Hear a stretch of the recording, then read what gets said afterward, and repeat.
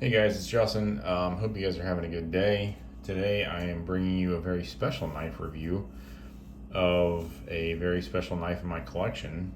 It doesn't really look like much. This is a Spyderco Chicago in 440C stainless steel. I picked this one up probably, man, it's probably been 6 years ago now, maybe more, probably longer than that.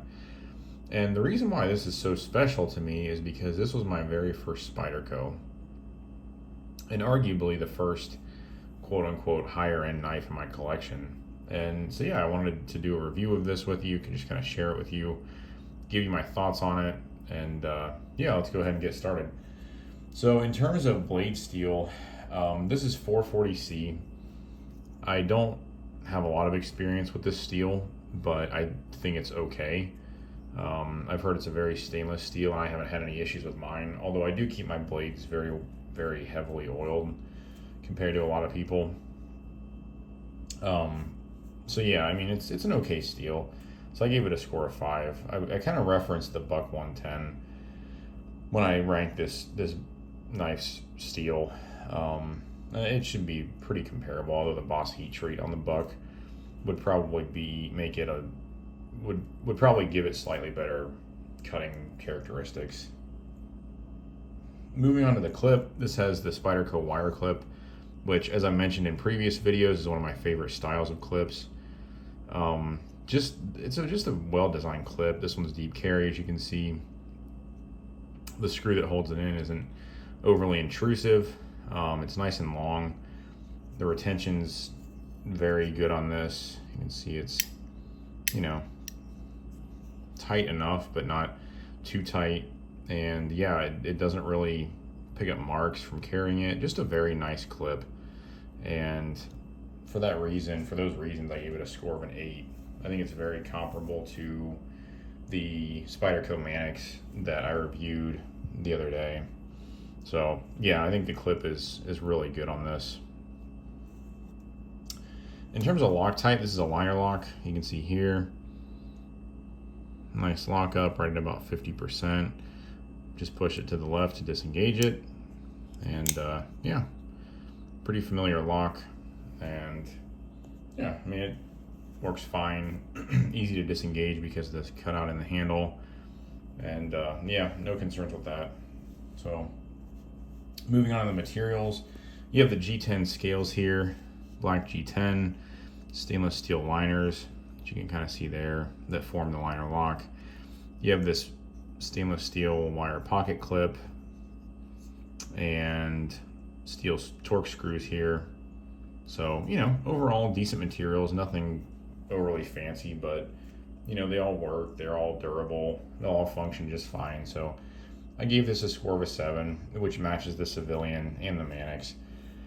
And I think that's the perfect territory for what this knife offers in terms of materials. In terms of size, this guy's pretty small. It's the reason why it's called the Chicago is because of the blade length. I believe Chicago's blade knife laws are you either have to have a blade that's under 2 inches or under 2.5 inches. I can't remember which it is, but it's pretty short blade length.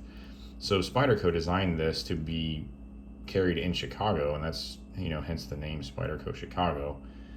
But yeah, so because of that, it makes it a small knife. So you can see here is the Manix in comparison to the Chicago, and then below this is the Buck 110. So as I mentioned, very small knife, very compact. It is lightweight, although the steel liners do add some amount of weight, but easy to carry. You don't really detect it in the pocket much at all. I've carried this knife quite a few times, and yeah, you just kind of forget it's there. So in terms of action, this one is a little bit I don't know if gritty is the right word. It's just not very smooth. It feels like it's dragging, and I think the culprit are the I think they're nylon washers. They're not phosphor bronze washers, but I think those washers are the culprit. And I would also tend to think that maybe some of the tolerances aren't the tightest. The action's okay. I mean, it's easy enough to open and close with one hand, but it's nothing, you know, it's not going to impress anybody. So I gave the action on this a 5. And this one's I've actually disassembled this knife a couple of times, tried to smooth it out, oiled the pivot, adjusted the tightness of the pivot and the body screws, and it still somewhat drags. So it just must be characteristic of the knife. Looking at hardware, I actually just checked out the hardware on this before this video. So these body screws are T6, so pretty small. Oops, sorry about that hair there. And then the pivot screw is a T10, and the clip screw from what I could tell is a T8. So kind of a hodgepodge of screws. But I mean, they're okay. I've had this knife, as I mentioned, disassembled a couple times, and I didn't have any issues. So I gave the hardware a score of 8 for this. I think it's fair. It is simple to tear down. It's easy to clean, easy to get back together. So moving on to price, I can't really remember what I paid for this. I know I bought it at a local knife shop about a half an hour from my house, and I'm sure I paid too much for it, but I think at the time it was like $45 or so. Which, you know, for what you're getting here, I mean, it's a decent steel. It's a nice stainless steel. It's not gonna rust or corrode on you. You know, you have the steel liners, you have the G10, nice wire pocket clip. You can carry it just about anywhere. I mean, it does have a lot to offer. The nice Spidey hole here, which this is one of the biggest ones I've ever seen relative to the blade size. But yeah, so for 45 bucks, I mean, it's not bad. It's a reasonable price, I would say.